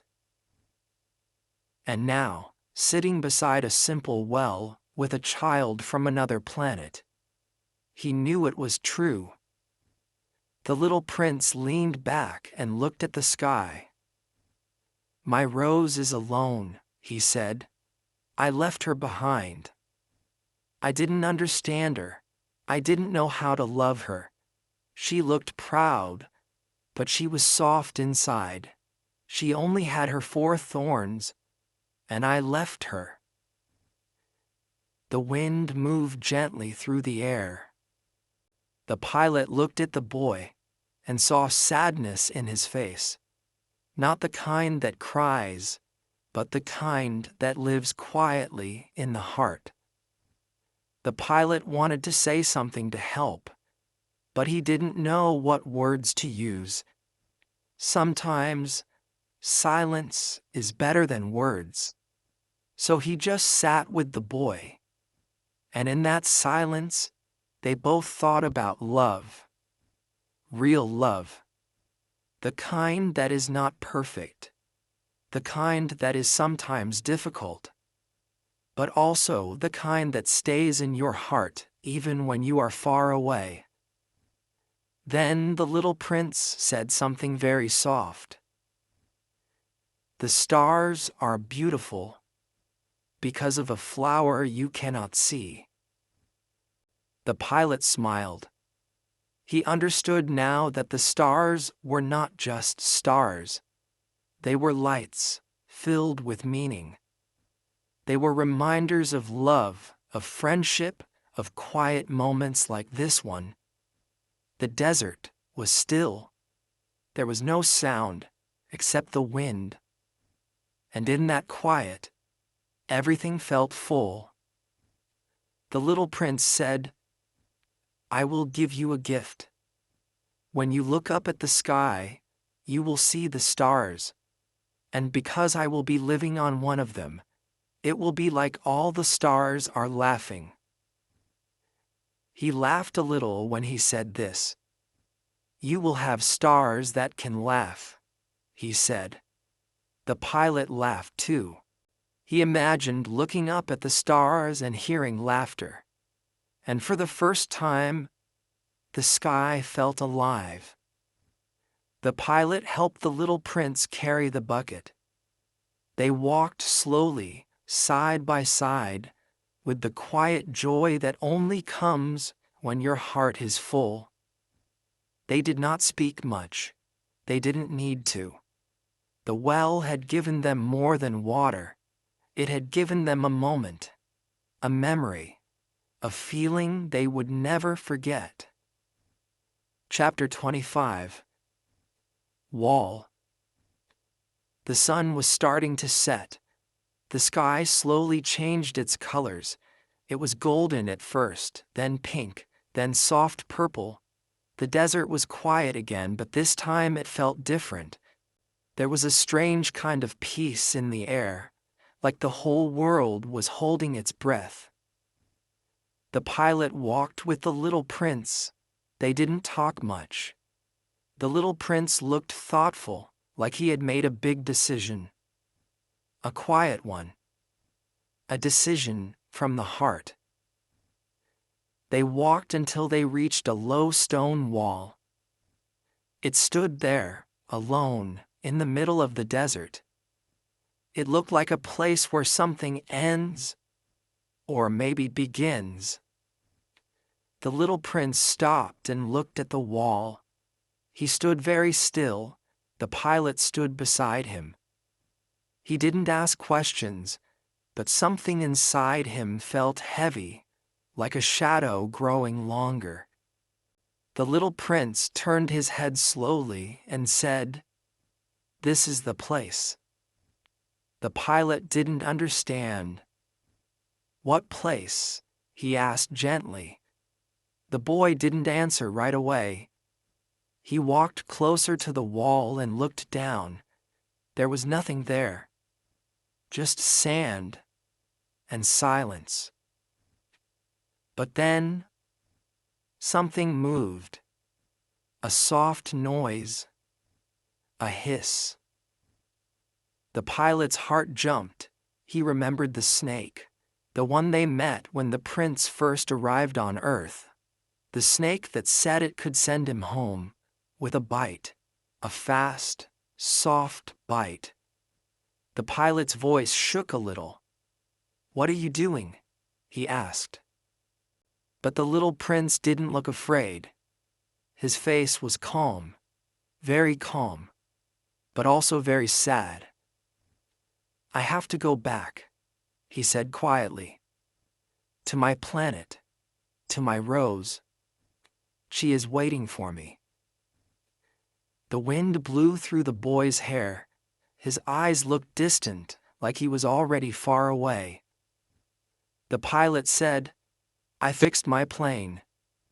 You can stay with me now, you don't have to go." But the little prince smiled. It was a kind smile. "You don't understand," he said. "My body is too heavy. I can't take it with me. It's just a shell. I must leave it behind, like an old coat." The pilot felt tears in his eyes. He didn't want to say goodbye.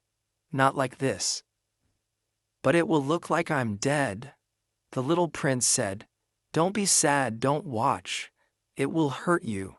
I don't want to see you cry." The pilot's throat was dry. He wanted to stop it, but he knew he couldn't. He knew this was the prince's choice. A quiet goodbye with no anger. Only love. The little prince looked up at the sky.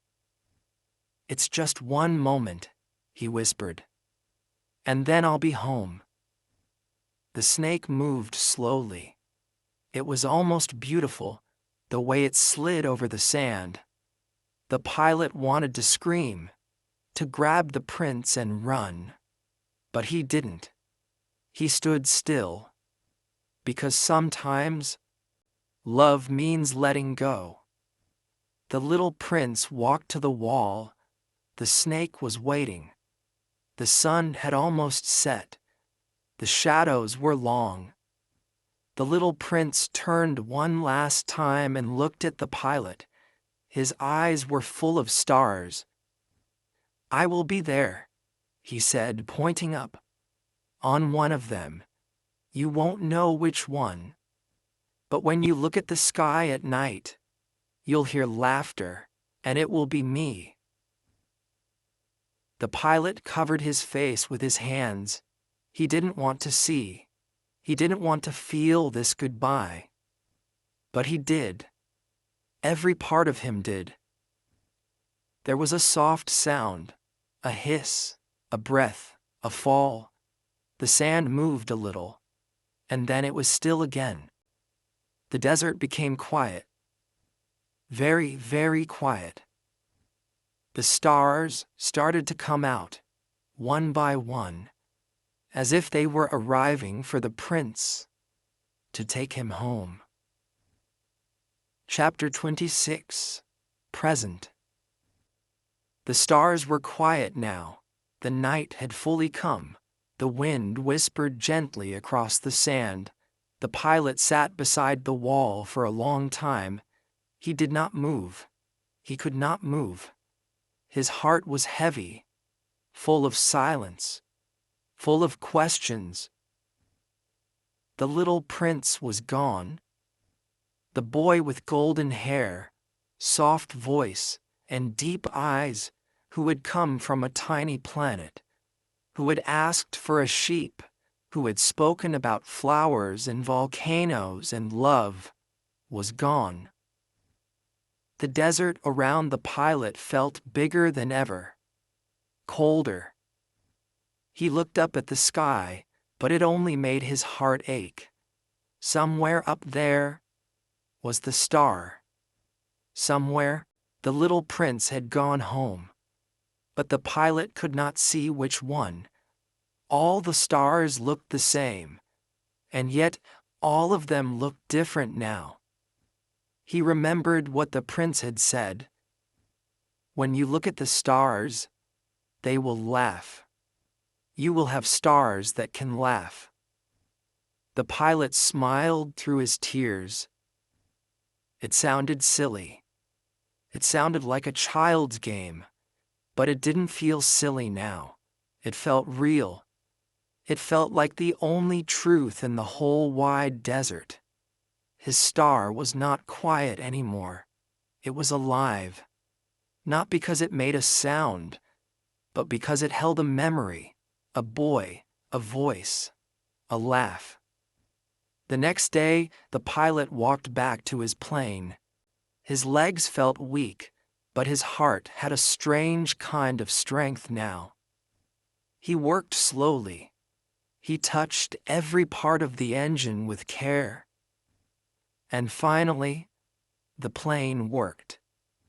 It made a sound again, a sound that meant life, a sound that said, "You can go now." But before he left, the pilot turned to look at the desert one more time, at that little wall, that little place where something ended and something began. He took off and flew into the sky. The clouds passed below. The wind touched his face. He was flying again. But everything had changed. He was not the same man. The desert had given him something he could never explain, something invisible, a quiet truth, a feeling that lived deep inside. And when night came and the stars began to appear, he looked up.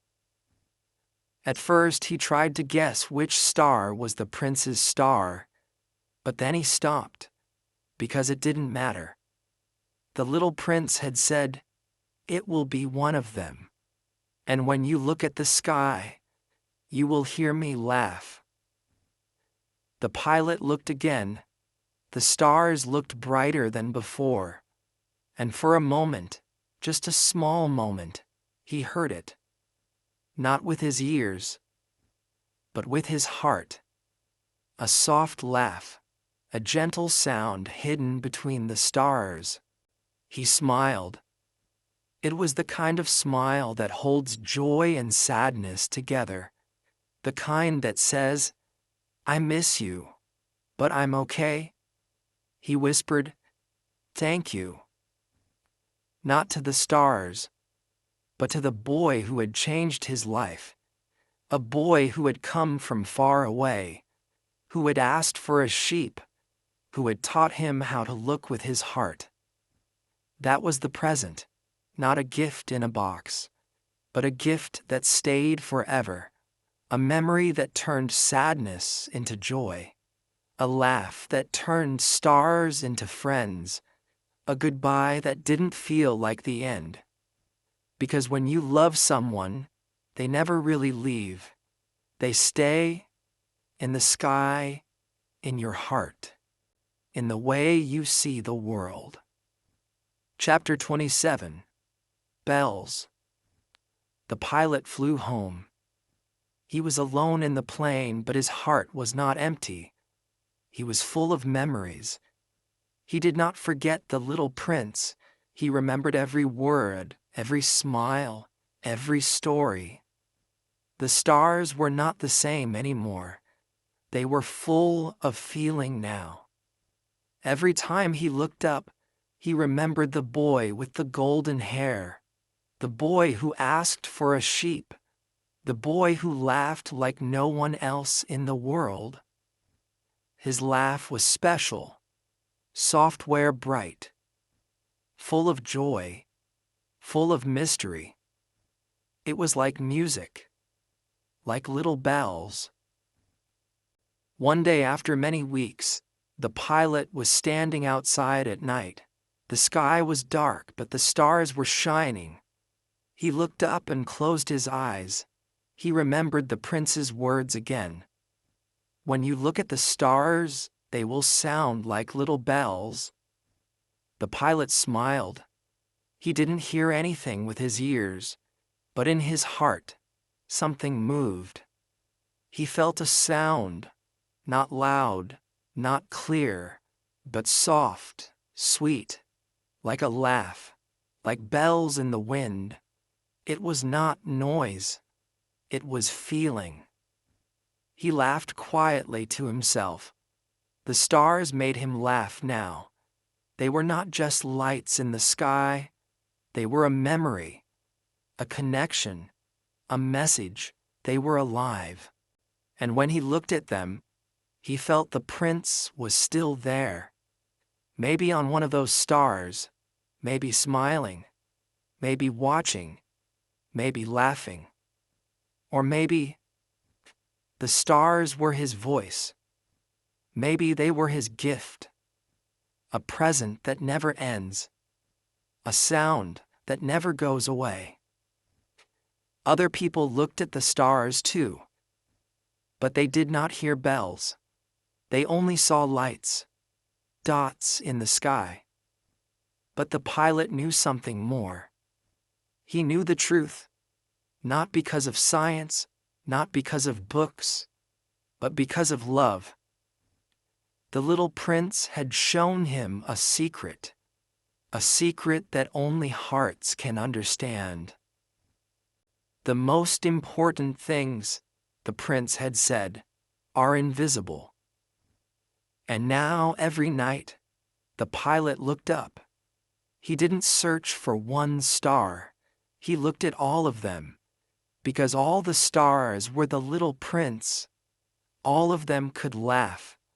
All of them could sing.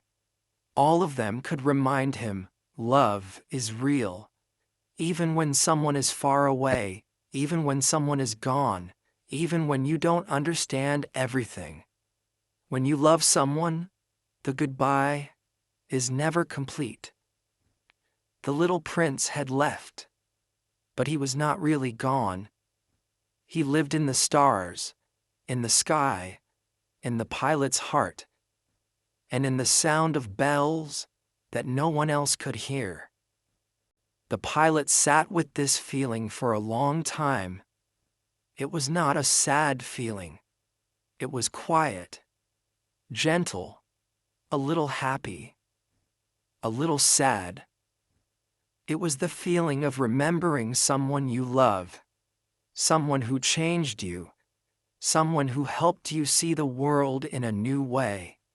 It was the feeling of keeping that person close, even when they are far. So, the next time you look up at the stars, try to listen. Be quiet. Be still. Maybe, if you are open, you will hear something. Maybe you will hear a laugh, or a soft ring, or a feeling that touches your heart. Maybe you will hear the bells, and if you do, smile, because you are not alone. Chapter 28. Departure. The little prince had made a decision. He had to go back to his planet. He missed his flower. He missed her soft voice, her petals, her silly words, and her pride. But most of all, he missed the feeling of being needed.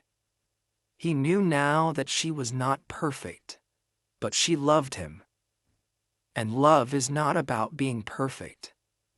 Love is about caring, about being responsible, about staying, even when it's hard. The pilot was with the prince. They had found water. They had shared moments. They had become friends. But now, something had changed. The prince looked quiet. His eyes were calm, but there was something deep inside them. Something far away. That evening, he walked alone. He went to the place where the snake was. The same snake who could help him go home. The pilot followed him. He saw the prince standing near a low wall. He looked small and beautiful under the stars.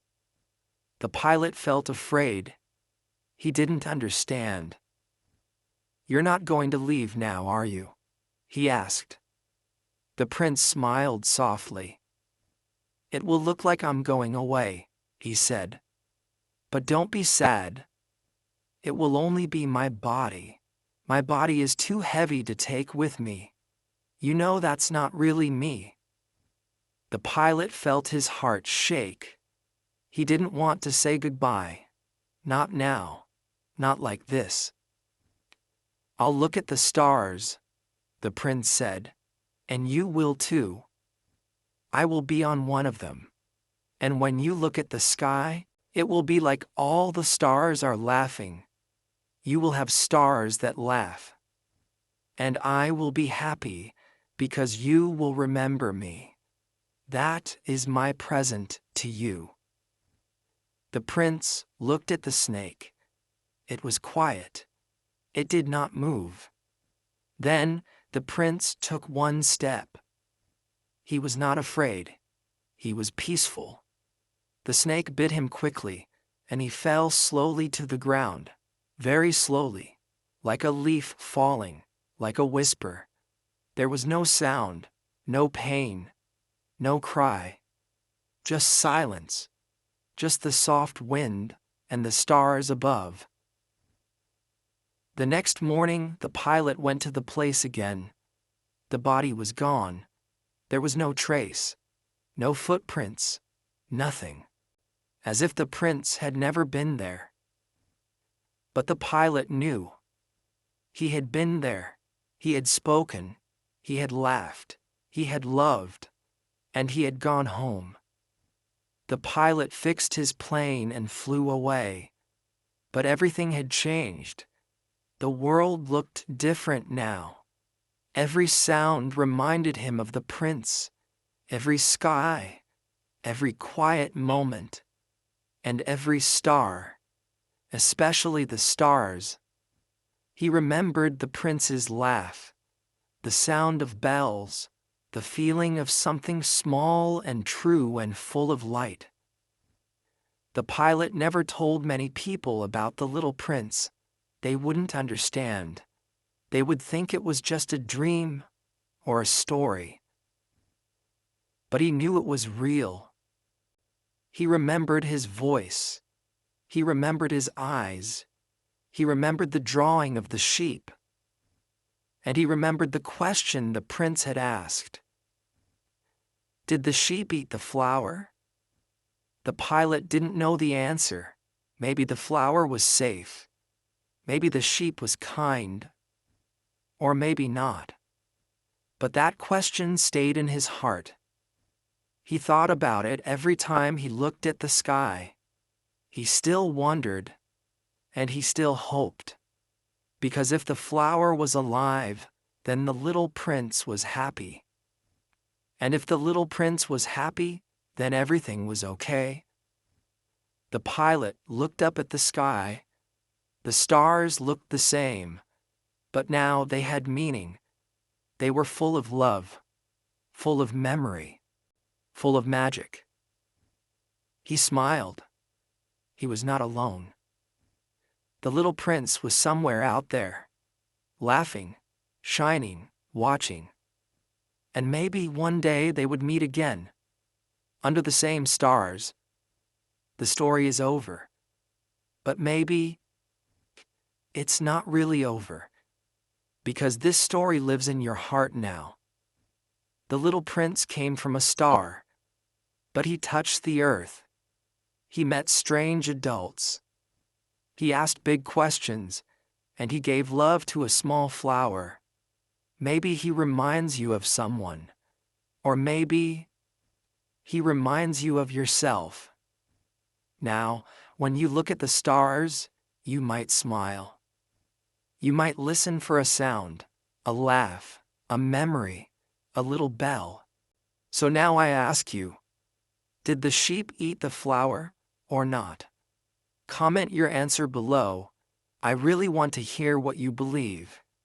And if this story touched your heart, please like the video, subscribe to the channel, and share it with someone who needs a little light in their life. Because the world is full of adults. But we need more little princes. And maybe you are one of them. Thank you for listening. I'll see you in the stars.